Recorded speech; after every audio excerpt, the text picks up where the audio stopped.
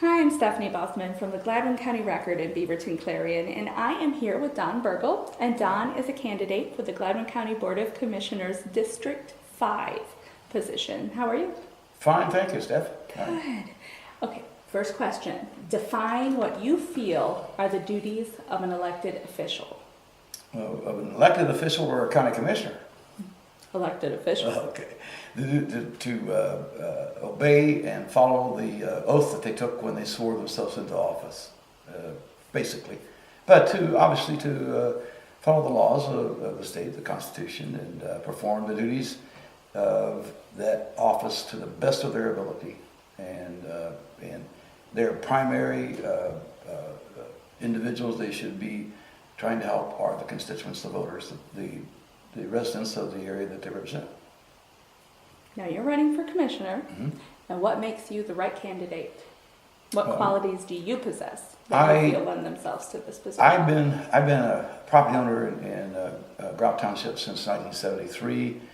I've seen our county grow from a sparsely populated, more or less rural area over those years. And although I haven't been a full-time resident, but about 22 years, I do know that my background, I've got a pretty diverse background. I've lived in 3 states. I've worked my way through college as a pipe fitter, champion papers. I worked on the railroad as a brakeman. I taught high school during the 60s. I left teaching when I was 31 in the insurance business. And my business experience, I think, is probably my strongest suit at this point because I've had to handle multi-million-dollar budgets and deal with large numbers of employees. I had 150 people directly under my supervision when I was in Los Angeles. So I bring that perspective to the table, and I'm looking at situations that I know that I've had enough experience in my 76 years on this earth that I can address them with 100% intellectual objectivity, where I look at it, I analyze and try to make the best decision that solves the problem. So what would you say is the most pressing situation facing Gladwin County right now? At this point, it's because during the past 10, 12 years, Gladwin's revenues have either remained flat or diminished, and yet our expenses, by definition, are going to continue to grow because of the just normal inflation will increase them.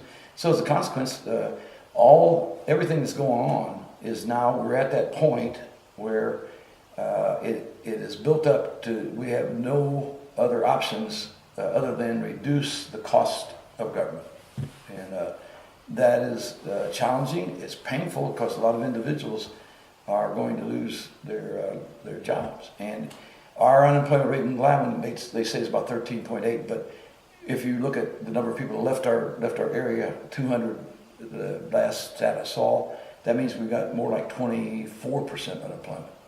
And so obviously, that when you put that fact in with the other things, and half the county's population are on fixed incomes, most of us are retirees, and with the inflation that's been going on that the federal government doesn't acknowledge, in other words, consumer price index doesn't put food cost in there or energy cost, it is really tough on most of the people that live in Gladwin right now. And that's pretty much putting it as what we're dealing with. Mm-hmm. What is the best thing that you can do at this point to fix the problem? The best thing at this time is to make certain that we're operating at 100% efficiency. For example, starting everything to the even paper clips or something. In other words, we looked closely at what we were spending with quill, for example, and we put a freeze on it until we could do an inventory to find out, do we really need an additional box of copy paper or some ink and things like that. In other words, it sounds like picayune stuff, but it isn't. Not when you're looking at a $400,000 deficit. You need to find every dime you can find in the way you were spending the money in order to reduce the cost of government. So if you are reelected, what will be your highest priority? To continue to review every dollar that's being spent, to track every dollar. We pretty much know what the revenue is and what the expenditures are normally. In other words, Christy Van Tiem and Marlon Muma have gone back in time and we've evaluated the revenue and expenditure numbers for 5 years. And we pretty much know that what amount of money we're going to receive and what amount of money that we're going to be paid on the overview. But when Otis Elevator, the 25 horse 3-phase motor burned out, that was $20,000 that we didn't have any place in the budget to find it. Just recently, we had one of the 3 septic tanks at the animal protection crashed in. That was $3,500. We didn't have it in the budget, of course. We were told a couple of weeks ago that we need to spend $15,000 for a jamming software for the jail. That's and paying it in 3 installment payments each August, $5,000 each time. We don't have the $5,000 in the budget. So we are trying at this point to make chicken salad out of chicken manure, if you know what I'm getting at. It's pretty bad. But we won't quit. And that's the difference. Never lose until you quit. That's right. So, and I've never quit anything in my life. So, What would you say to an undecided voter who's on the fence, deciding who to vote for, you or the opponent?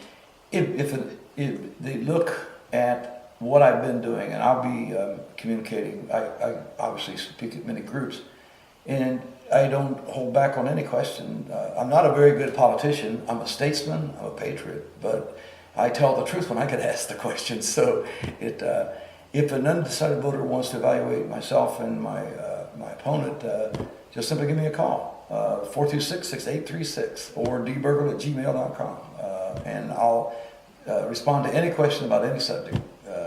I have nothing to hide, and I want them to know what my skills are, what my experience has been, and let them be the sole judge of whether or not I'd be the best person to represent them on the county commission. Don Birgel, thank you for coming in and talking to us. You're welcome. Always a Stephanie. pleasure. All right, thank you.